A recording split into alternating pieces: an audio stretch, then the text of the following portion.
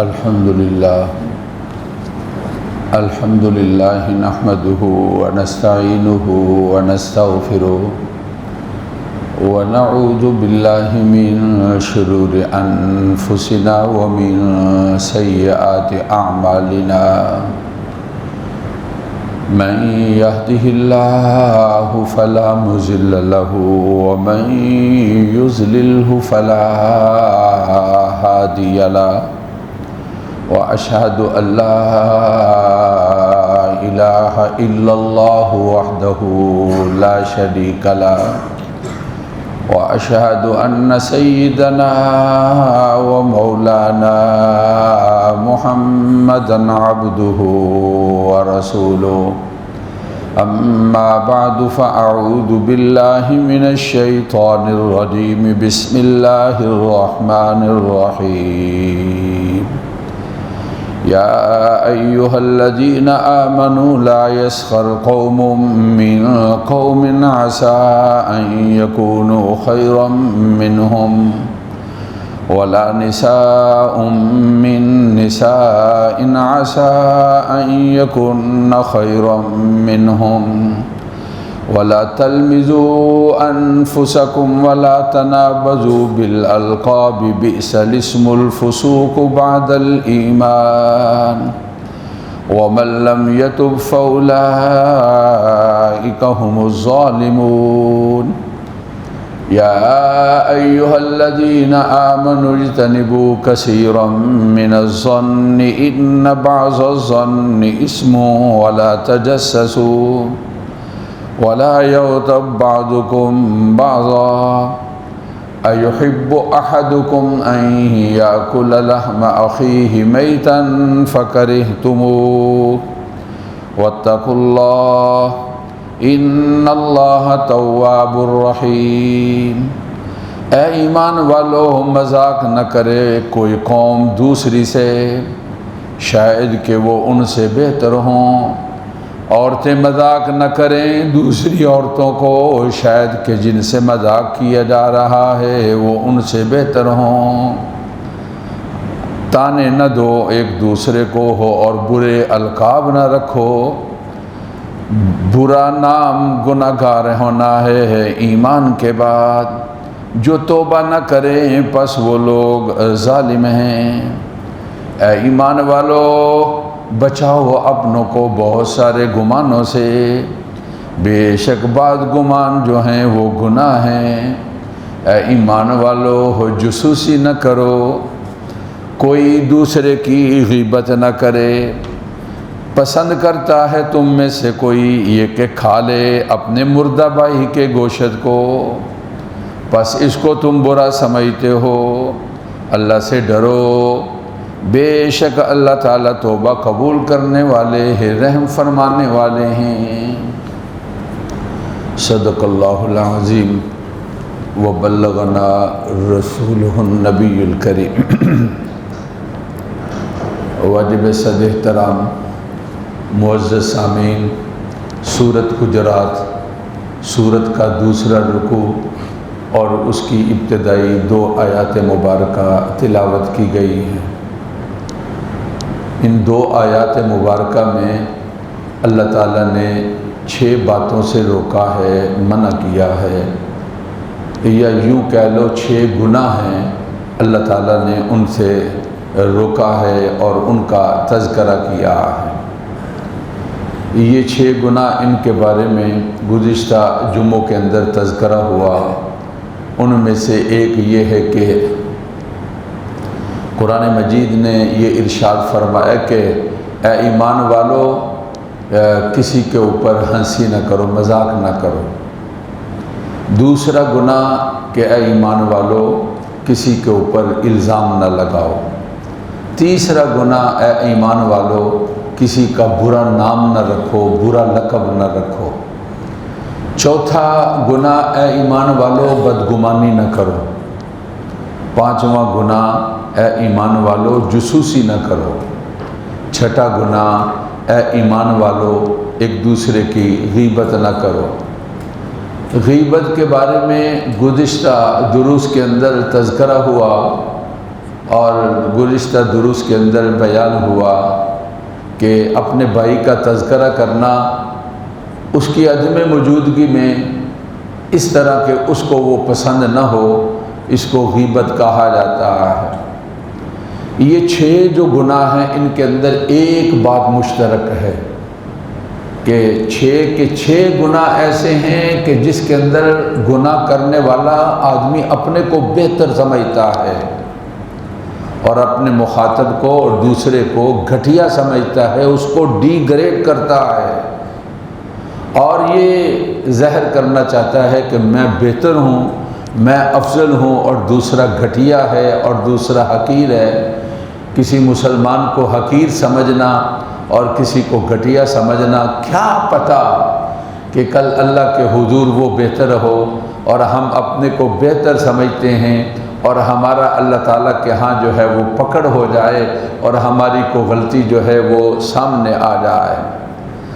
اس کا تعلق مذاق کے ساتھ ہو یا تانا دینے کے ساتھ ہو یا برا لقب رکھنے کے ساتھ ہو یا مذاق کرنے کے ساتھ ہو یا کسی کی ٹو کے اندر لگنا، جاسوسی کرنا اس کے ساتھ ہو یا غیبت کرنے کے ساتھ ہو، ان 6 چیزوں کے اندر انسان یہ گناہ کرنے والا اپنے کو بہتر سمجھتا ہے اور اپنے کو افضل سمجھتا ہے اور دوسرے کو گھٹیا ظاہر کرنے کے لیے کبھی اس کے ساتھ مذاق کرتا ہے، کبھی اس کے اوپر الزام لگاتا ہے، کبھی اس کے برے القاب رکھتا ہے اور کبھی اس کے ساتھ جو ہے مختلف قسم کے بدگمانیاں کرتا ہے اور کبھی جاسوسیاں کرتا ہے اور کبھی محفل کے اندر بیٹھ کر کہ یہ فلاں ہے فلاں ہے فلاں ہے، جس کو غیبت کہا جاتا ہے، یہ غیبت کرتا ہے۔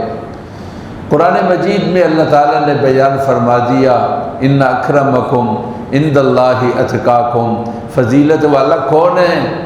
یہ اللہ تعالیٰ جانتے ہیں اللہ کہ ہاں وہ فضیلت والا ہے جو تقوی والا ہے، پرہیزگاری والا ہے، اللہ تعالیٰ سے ڈرنے والا ہے، وہ اللہ تعالیٰ کے ہاں رتبے والا ہے۔ اور آج ہم نے دنیا کے اندر بہتری والی چیزیں دولت اور مال کو بنا لیا، آج ہم نے دنیا کے اندر بہتری والی چیزیں کچھ اور چیزوں کو، پارٹی بازیوں کو، برادریوں کو بنا لیا۔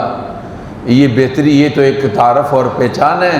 بہتری اللہ تعالیٰ کے ہاں ہے جو آدمی نیکوکار ہے اور اللہ تعالیٰ سے ڈرنے والا ہے، تقوی والا ہے اور پرہیزگاری والا ہے۔ آج میں جو آپ سے عرض کرنا چاہتا ہوں، غیبت کا مطلب یہ ہے کہ اپنے بھائی کا تذکرہ کرنا اس طرح، اگر اس کے سامنے ہو تو اس کو اچھا نہ لگے، اس کو غیبت کہا جاتا ہے۔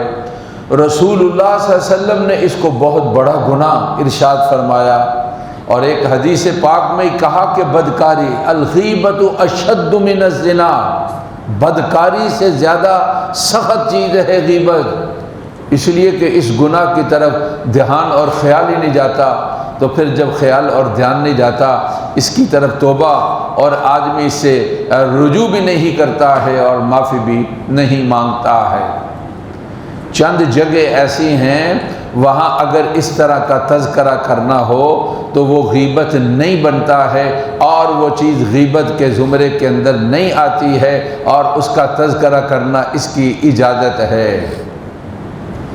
ان میں سے ایک چیز یہ ہے کہ ایک آدمی ظالم ہے، ظلم کرنے والا اور زیادتی کرنے والا، اس کا تذکرہ کرنا تاکہ اس لوگوں کے سامنے اس کے ظلم کا اور زیادتی کا تذکرہ ہو جائے۔ مقصد اس کو گھٹیا ظاہر کرنا نہیں، تاکہ جب تذکرہ ہوگا لوگوں کے علم کے اندر آئے گا تو وہ زیادتی سے اور ظلم سے اپنے آپ کو روکے گا اور ظلم سے وہ رکے گا۔ اس مقصد کے تحت ظالم کے ظلم کا تذکرہ کرنا اور لوگوں کو بتانا کہ فلاں بڑا ظالم ہے اور فلاں بڑا زیادتی کرنے والا ہے، شریعت مطہرہ نے اس وقت اس کو ڈی گریڈ کرنا مقصد نہیں، مظلوم کے ساتھ تعاون کرنا ہے اور اس کی مدد کرنا ہے اور اس کو اس کے ظلم سے بچانا ہے اور ظالم کو ظلم کرنے سے روکنا ہے۔ اس کا تذکرہ کرنا شریعت مطہرہ کے اندر اس کی اجازت ہے۔ بلکہ ایسا تذکرہ کرنے کو ایک موقع پر رسول اللہ صلی اللہ علیہ وسلم نے بہترین جہاد ارشاد فرمایا۔ افضل ترین جہاد رسول اللہ صلی اللہ علیہ وسلم نے کسی ظالم کے ظلم کے تذکرہ کرنے کو آپ صلی اللہ علیہ وسلم کی ذات اقدس نے ارشاد فرمایا، کہا کلمۃ الحق افضل الجہاد، 3 جملے ہیں، فرمایا رسول اللہ صلی اللہ علیہ وسلم نے افضل الجہاد، جہاد میں سے بہترین جہاد کلمۃ الحق، حق والی بات کہنا، صحیح بات کہنا، عند السلطان الجائر، جو بادشاہ وقت ہے، جو طاقت والا آدمی ہے اور وہ ظلم اور زیادتی کر رہا ہے، اس کے ظلم اور زیادتی کا تذکرہ کرنا اور لوگوں کو بتانا۔ رسول اللہ صلی اللہ علیہ وسلم نے فرمایا یہ غیبت کے زمرے کے اندر نہیں آئے گا، بلکہ یہ تو افضل ترین جہاد جو ہے وہ شمار ہوگا۔ پاک پیغمبر صلی اللہ علیہ وسلم کی ذات اقدس نے ارشاد فرمایا ہے۔ میں نے کیا کہا کہ غیبت کرنا بہت سخت گناہ ہے۔ رسول اللہ صلی اللہ علیہ وسلم نے ارب الربا، جو سود ہے ان میں سے بڑا سود کی جو بہت ساری قسمیں ہیں ان میں سے بڑا سود رسول اللہ صلی اللہ علیہ وسلم کی ذات اقدس نے غیبت کرنے کو ارشاد فرمایا ہے۔ کہا کہ سود کو کہا جاتا ہے کہ اللہ اور اس کے رسول کے ساتھ جنگ ہے، غیبت کرنے والا اللہ اور اس کے رسول کے ساتھ جنگ کرنے والا، اور بلکہ یہ جو جنگ کرنے والے ہیں ان میں سے یہ ایک بڑا جنگ کرنے والا ہے۔ پاک پیغمبر صلی اللہ علیہ وسلم کی ذات اقدس نے ارشاد فرمایا ہے۔ ان میں سے ایک شکل یہ ہے، کیا غیبت کرنا، اس کی اجازت ہے، اور یہ غیبت اجازت کا مطلب یہ چیز غیبت کے زمرے کے اندر نہیں آئے گی، اس طرح تذکرہ کرنا غیبت کے زمرے کے اندر نہیں آئے گا۔ اپنا دوست ہے، اپنا عزیز ہے، اپنا رشتہ دار ہے، اس کے اندر کسی برائی کو دیکھا ہے تو بڑے پیار کے ساتھ، بڑے محبت کے ساتھ اور بڑے ایسے طریقے کے ساتھ اس کے سامنے تذکرہ کرنا، اس کی عزت و آبرو کا خیال رکھتے ہوئے اور اس کے عزت نفس کا خیال کرتے ہوئے تذکرہ کرنا، وہ تذکرہ اچھا نہیں ہے، لیکن مقصد اس تذکرے سے اس کو اس غلط کام سے روکنا اور اس کی اصلاح مقصد ہے، اور اس کے سامنے اچھی بات کا بتانا مقصد ہے، اور اس کے سامنے غلطی کی نشاندہی مقصد ہے۔ ایسی شکل کے اندر تذکرہ کرنا غیبت کے زمرے کے اندر نہیں آئے گا۔ کوئی آدمی غلطی پر ہے، اس کے ابا سے بتایا جاتا ہے کہ آپ کا بیٹا فلاں کام کرتا ہے، حالانکہ بیٹا وہاں موجود نہیں ہے، اور اگر وہ موجود ہو تو اس کو تکلیف ہوگی، اور یہ میرا تذکرہ کر رہے ہیں، لیکن اس سے مقصد یہ ہے کہ بڑا اپنے چھوٹے کو سمجھائے گا اور اس کی اصلاح کرے گا، مقصد اصلاح خلق ہے۔ اگر نیت ٹھیک ہے، مقصد اصلاح خلق ہے، ڈی گریڈ کرنا نہیں، کسی کو نیچا دکھانا اور نیچا بتانا نہیں، کسی کی تذلیل اور تحقیر نہیں، مقصد اصلاح ہے، اصلاح خلق ہے۔ اصلاح خلق کے لیے آدمی اچھے انداز کے ساتھ تذکرہ کرتا ہے۔ کوئی کلاس کے اندر شاگردوں میں ایسی غلطی پر ہے، چپکے سے استاد کو بتا دیا جاتا ہے، مقصد یہ ہے کہ وہ ہمارا ساتھی، ہمارا کلاس فیلو اور ہمارا جو دوست ہے وہ اس غلطی سے بعد آ جائے اور رک جائے، اور استاد کو بتایا جاتا ہے اور حکمت عملی کے ساتھ بتایا جاتا ہے، اور پھر استاد بھی حکمت عملی کے ساتھ اس کام سے منع کرتا اور روکتا ہے۔ یہ تذکرہ بری بات ہے اور اس کی عدم موجودگی کے اندر ہے، یہ غیبت کے اندر نہیں آئے گا۔ کیوں نہیں آئے گا؟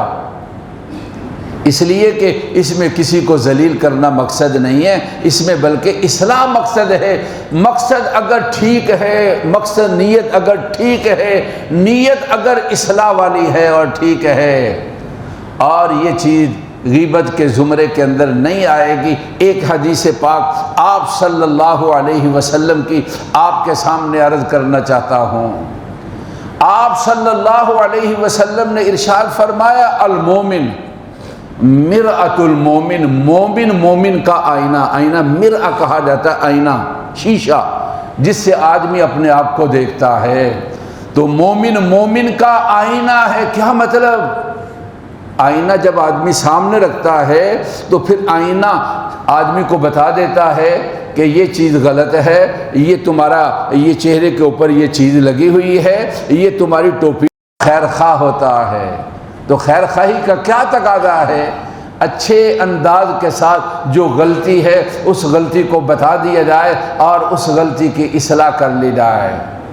اب کوئی طریقہ بھی اچھا اختیار کرتا ہے اور بڑے یعنی ملائم طریقے کے ساتھ اس غلطی کو بتاتا ہے، تو کیا غلطی بتانے والا جو ہے اس کے ساتھ جھگڑا کرنا چاہیے، لڑائی کرنی چاہیے؟ ہم نے شیشہ دیکھا، شیشے نے ہمیں کوئی چیز بتا دی تو کیا ہم شیشے کو توڑ دیں گے؟ کیوں بتایا کہ مفتی صاحب نے رنگ لگایا تو رنگ جو ہے یہ زیادہ لگ گیا ہے؟ اس نے تو بتانا تھا کہ پیور کالا رنگ جو ہے یہ ٹھیک نہیں ہے، اس کے اندر شیڈ ہونی چاہیے، بالکل سیاہ رنگ کرنا یہ مناسب نہیں ہے، اس کے اندر شیڈ ہونی چاہیے جو دوسری طرف جاتی ہو۔ لائٹ براؤن بالکل جائز ہے اور بالکل درست ہے۔ اب شیشے نے بتا دیا کہ رنگ گاڑھا ہو گیا تو میں اٹھاؤں گا تو کیا شیشے کو توڑ دوں گا؟ نہیں، کوئی نہیں توڑتا ہے۔ تو اب اگر کوئی آدمی بڑے پیار کے ساتھ اور بڑے محبت کے ساتھ اور بڑے اچھی نیت کے ساتھ اگر کسی کو کوئی چیز بتاتا ہے تو اس کو غصہ نہیں کرنا چاہیے اور اس کی بات کو لے لینا چاہیے۔ آپ جانتے ہیں بیت اللہ کا طواف یہ نماز ہے۔ کیا مطلب نماز ہونے کا؟ جس طرح نماز کے اندر باوضو ہونا ضروری ہے اس طرح طواف کے اندر بھی باوضو ہونا ضروری ہے۔ جس طرح کہ نماز کے اندر لباس کا پاک اور صاف ہونا ضروری ہے اس طرح طواف کے اندر بھی لباس کا پاک اور صاف ہونا ضروری ہے۔ جس طرح کہ نماز کے اندر سطر کا ڈھانپنا ضروری ہے۔ کیا مطلب؟ یہ گھٹنوں سے لے کر ناف تک مرد کے لیے حالت نماز کے اندر اس کا ڈھانپنا ضروری ہے۔ اگر اس کو کہتے ہیں سطر کا ڈھانپنا، اگر اس میں سے کچھ حصہ بھی کھل گیا، اتنا حصہ 4 انگلیوں کے برابر، تو پھر اتنی دیر کھلا رہا، سبحان اللہ سبحان اللہ سبحان اللہ، نماز ٹوٹ جائے گی۔ اس لیے وہ جو شارٹ پہنتے ہیں اور اوپر شرٹ بھی ہوتی ہے اور نیچے شارٹ ہوتا ہے اور جسم بھی موٹا ہوتا ہے اور سجدے میں جاتے ہیں، کبھی اوپر سے نیچے کھینچتے ہیں کبھی نیچے سے اوپر کھینچتے ہیں، خدا کے لیے اپنی نماز کا خیال کرے۔ یہ سطر کے خلاف ہے۔ لباس ایسا پہنو جو ساتر ہو اور اس کے اندر عبادت کرنا جو ہے وہ بھی آسان ہو۔ تو عورت کے لیے جو ہے حالت نماز کے اندر سارے جسم کا ڈھانپنا ہے، یعنی اس کے سر کے بال کھلے نہیں ہونے چاہیے۔ ہم نے اپنی بیٹیوں، بہنوں، گھر والوں کو دیکھا، جس وقت نماز کا وقت آتا ہے تو موٹا دوپٹہ چادر لیتی ہیں اور اپنے آپ کو ڈھانپ لیتی ہیں اور سر کے بالوں کو ڈھانپ لیتی ہیں۔ میں نے طواف میں دیکھا نماز فجر کے بعد ایک عورت لڑکی تھی، وہ اس نے طواف کر رہی تھی اور طواف 7 چکر ہیں، لیکن اگر کوئی 14 چکر بھی لگا لے، 21 بھی لگا لے، 28 بھی لگا لے، اکٹھے کئی چکر لگا کر بعد میں سارے نفل پڑھ لے تو یہ کہا جائے گا 2 طواف کیے، 3 طواف کیے، 4 طواف کیے۔ اس طرح طواف کرنا بھی ٹھیک ہے۔ نماز فجر کے بعد چونکہ نوافل نہیں ہے تو لوگ ہمت والے لوگ اس وقت طواف کر لیتے ہیں، زیادہ طواف کر لیتے ہیں، اور پھر اس کے بعد جب اشراق کا وقت ہوتا ہے تو نفل پڑھ لیتے ہیں۔ میں نے دیکھا کہ اس کے سر کے بال پیچھے سے سارے ننگے تھے اور اس کے بازو بھی اس طرح تھے۔ تو میں باب عبدالعزیز کی طرف آ کر برآمدے میں بیٹھ گیا، اشراق کے وقت اشراق کا نماز پڑھی تو میرے پاس ہی ایک نوجوان بیٹھا ہوا تھا، وہ لڑکی آئی اور اس کے پاس ہی وہ لڑکی آئی، وہاں سے گزری تو میں نے اس سے پوچھا کہ میں نے پھر اس کو بتایا بڑے پیار سے کہ طواف نماز ہے، جس طرح نماز میں عورت کے لیے بالوں کا اور اپنے جسم کا ڈھانپنا ہے اس طرح طواف میں بھی ہے۔ دیکھو کتنی مشقت اٹھائی ہے اور ان کے سر کے بال نظر آ رہے ہیں اور ان کے یہ بازو جو ہے لون بیل کا یہ کرتا، یہ بازو بھی ننگے ہو رہے ہیں۔ وہ ذرا اچھے طریقے سے نہیں بولا مجھے جواب، میں بڑا نرم اور اس کو بات کہی، لیکن بعد میں نے دیکھا کہ اسی عورت کو اسی آدمی کے ساتھ دیکھا کہ اس نے پورا حجاب پہنا ہوا تھا۔ میں نے کہا کہ بات نرم تھی جب اس کے سامنے ہوئی اور اس نے غصے کا اظہار کیا، تو گھر میں جا کر اہلیہ نے پوچھا ہوگا مولوی سے کیا الجھ رہا تھا، اس نے جب بات بتائی ہوگی وہ انج کہندا سی، تو اس عورت کے ذہن میں یہ بات پڑی کہ وہ کہتا تو ٹھیک تھا کہ ہم اس کی تحقیق کر لینی چاہیے۔ تو میں بات کیا کہہ رہا ہوں کہ اگر کوئی آدمی غلطی کو بتاتا ہے تو آپ صلی اللہ علیہ وسلم نے ارشاد فرمایا المومن مرآت المومن، مومن مومن کا آئینہ ہے، اس کو بتانے والا آئینے کو توڑتے نہیں ہیں، تو غلطی بتانے والا لیکن آئینے کی طرح بتانے والا ہو۔ جب میں نے آئینہ دیکھا تو اس نے غلطی مجھے بتائی یا پوری مسجد کو بتا دی؟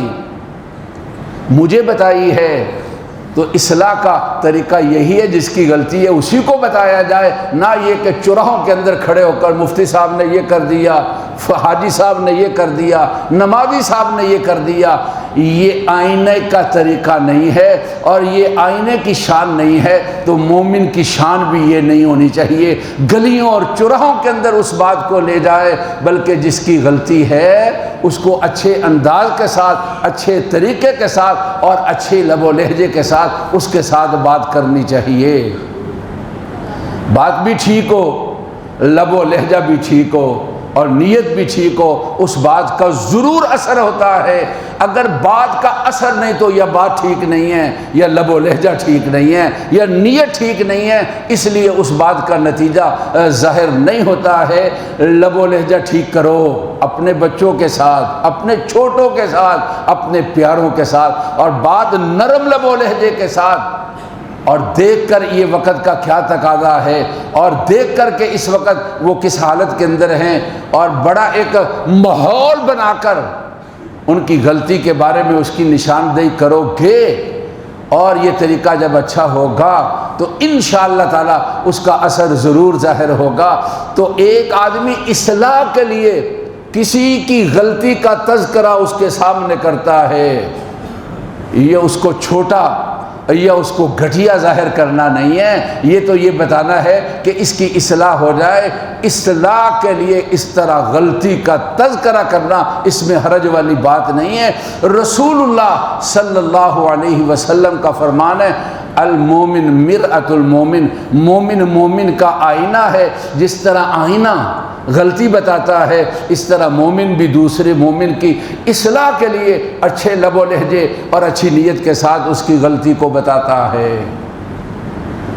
ایک اور مطلب اس کا حضرات محدثین اکرام بیان کرتے ہیں، مومن مومن کا آئینہ ہے۔ کیا مطلب؟ ایک مومن کو اس طرح ہونا چاہیے، دوسرا جب اس کو دیکھے تو یہ سمجھے کہ یہ مومن کی شان ہے، اس طرح بات ہونی چاہیے، اس طرح کاروبار کے اندر عمل ہونا چاہیے، اور اس طرح ظاہری حالت ہونی چاہیے۔ مومن کی شان یہ ہے کہ وہ اپنی ظاہری حالت کو، اپنے حالات کو اس طرح بنا لے جس طرح کے آئینے کو دیکھ کر آدمی اپنی اصلاح کرتا ہے، کہ ایک مومن کو آدمی دیکھے تو اس کو اپنی غلطیوں کا احساس ہو اور اپنی اصلاح کرے۔ پاک پیغمبر صلی اللہ علیہ وسلم کی ذات اقدس نے ارشاد فرمایا، سورۃ حجرات کے دوسرے رکوع کی پہلی 2 آیات کے اندر اللہ کی ذات نے 6 چیزوں سے منع فرمایا کہ لوگوں، ان میں سے ایک چیز یہ تھی لا یسخر قوم من قوم، کوئی قوم دوسری قوم کے ساتھ مذاق نہ کرے، اس لیے اس سے مقصد اس کو گھٹیا ظاہر کرنا ہوگا۔ پھر یہ ارشاد فرمایا ولا تلمزوا، کسی کے اوپر الزام نہ لگاؤ، یہ بھی اس کو گھٹیا ظاہر کرنا ہوگا۔ ولا تنابزوا بالالقاب، برے لقب نہ دو، قد کا چھوٹا ہے تو اس کی رنگ کا اگر کوئی اور ہے یا کسی برادری کے ساتھ تعلق رکھتا ہے تانے نہ دو۔ اور چوتھا یہ فرمایا کہ اے ایمان والو، قرآن مجید نے یہ ارشاد فرمایا ہے کہ اجتنبوا کثیرا من الظن، اپنے آپ کو بدگمانی سے بچا لو۔ اور میرے خلاف باتیں کر رہا ہے، یار کوئی بات ہے اس کے سامنے چلے جاؤ، اس کے ایسے ہی اپنے پاس سے باتوں کو بنانا بدگمانی کہا، ایمان والو اس سے بچو۔ 5واں حکم دیا ولا تجسسوا، کسی کی ٹو میں مت پڑو، اپنی فکر کرو، تمہیں کل جواب نہیں دینا کہ فلانے کا کیا مسئلہ تھا۔ اور چھٹی یہ چیز فرمائی وَلَا يَغْتَبْ بَعْضُكُمْ بَعْضًا، ایک دوسرے کی غیبت نہ کرو۔ غیبت کا تذکرہ تھا، اور رسول اللہ صلی اللہ علیہ وسلم نے اس کو بدکاری سے زیادہ سخت ارشاد فرمایا، اور قرآن نے فرمایا أَيُحِبُّ أَحَدُكُمْ أَن يَأْكُلَ لَحْمَ أَخِيهِ مَيْتًا، کوئی اپنے مردار بھائی کا گوشت کھائے گا؟ فَكَرِهْتُمُ، اس کو تم اچھا نہیں سمجھو گے۔ تو پھر کسی کا تذکرہ بھی برائی کے ساتھ اس کی عدم موجودگی میں مت کرو، اس کو ڈی گریڈ کرنے کے لیے۔ میں نے کہا اگر مقصد کسی کی زیادتی کا اظہار ہے تو یہ غیبت کا تذکرہ، یہ غیبت میں نہیں آئے گا۔ مقصد اگر اصلاح ہے تو یہ غیبت کے اندر نہیں آئے گا۔ کچھ اور جگہ بھی ہیں جہاں اس کی ضرورت ہوتی ہے، انشاءاللہ اس کا تذکرہ ہوگا۔ اللہ ان تمام گناہوں سے اور بری باتوں سے مجھے بھی اور آپ کو بھی اللہ تعالیٰ بچا لے۔ ربنا تقبل منا انک انت السمیع العلیم، سنتے ادا فرما لی۔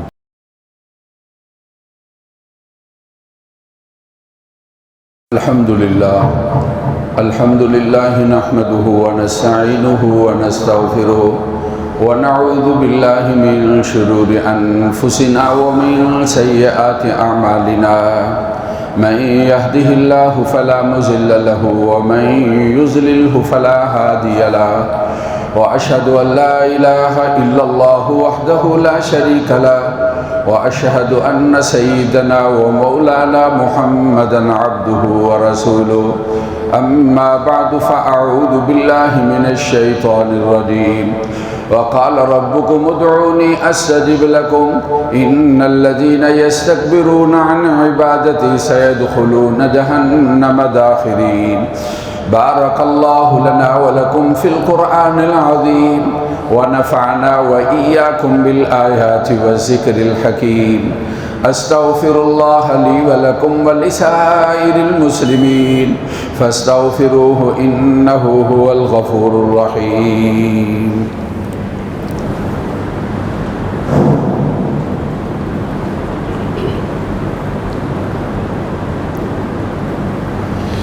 اللہ تعالیٰ سارے مریضوں کو ساری بیماریوں سے صحت کاملہ نصیب فرمائے، ہر آفت، حادثے اور پریشانی سے اللہ بچا لے، ناگہانی موت سے اللہ محفوظ فرمائے، وطن عزیز پر اللہ تعالیٰ اپنی رحمت نازل فرمائے، اللہ اس کے محافظوں کی حفاظت فرمائے، ان کے اور ہمارے جتنے تخریب کار ہمارے دشمن ہیں اللہ تعالیٰ ان کی ساری سرگرمیوں کو ناکام کر دے، اللہ تعالیٰ ہر طرح خوشی اور خوشحالی والی زندگی دے۔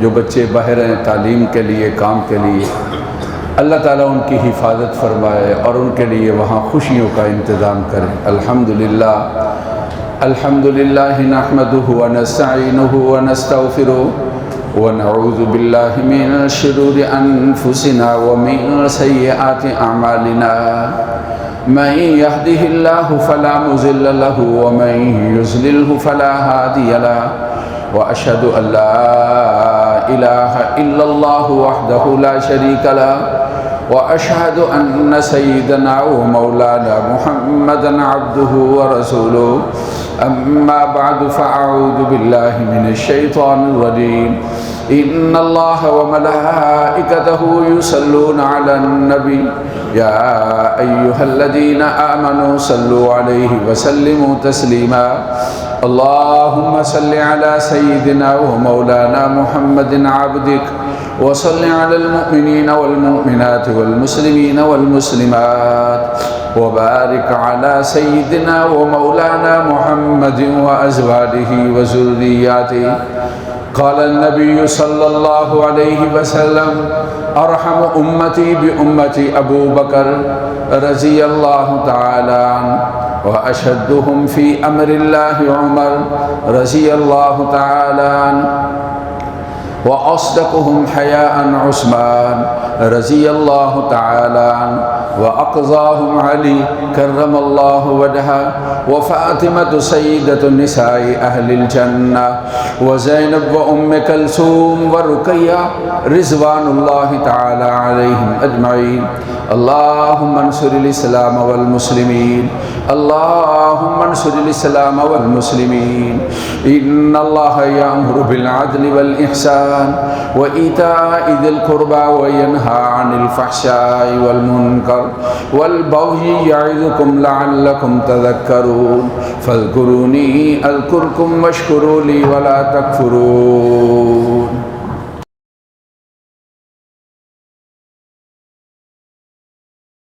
اے اللہ ہماری جمعے کی نماز کو قبول فرما. اے اللہ ہمارا مسجد کے اندر آنا قبول فرما. جتنے بیمار ہیں اللہ صحت کاملہ نصیب فرما. ہر پریشانی اور آفت سے اللہ محفوظ فرما. ہمارے عزیز و اقربا دوست احباب جہاں بھی ہیں دوسرے ملکوں میں، اللہ ان کو ہر پریشانی سے بچا لے. اللہ ان کو خوشیاں نصیب فرمانا. اللہ خوشی والی اور خوشحالی والی زندگی نصیب فرمائی. ناگہانی بیماری اور موت سے اللہ بچا لیجیے. اللہ ہماری دعاؤں کو قبول فرمائی. وطن عزیز پر اپنی مہربانی نازل فرمائی. اس کے دشمن جتنے ملک ہیں اللہ ان کے سارے پروگرام ناکام کر دیجیے. اللہ ان کے جتنے اچھے فیصلے ہیں اللہ ان کے اندر خیر و برکت فرمائی. حرمین شریفین اللہ دشمنوں کے شر سے اس کو قیامت تک کے لیے بچا کر رکھنا. پاکستان اس کے دشمن شر پسند اللہ ان کو ہمیشہ ناکام بنا دینا. ہماری دعاؤں کو قبول فرمائی. اے اللہ جو بے روزگار ہیں وافر رزق نصیب فرما. اے اللہ جو تعلیم میں ہیں اعلیٰ کامیابی نصیب فرما. اے اللہ جو بے روزگار ہیں روزگار کے مواقع نصیب فرما. اے اللہ ہماری دعائیں قبول فرما. وصلی اللہ تعالی علی سیدنا و مولانا محمد و آلہ و اصحابہ اجمعین برحمتک یا ارحم.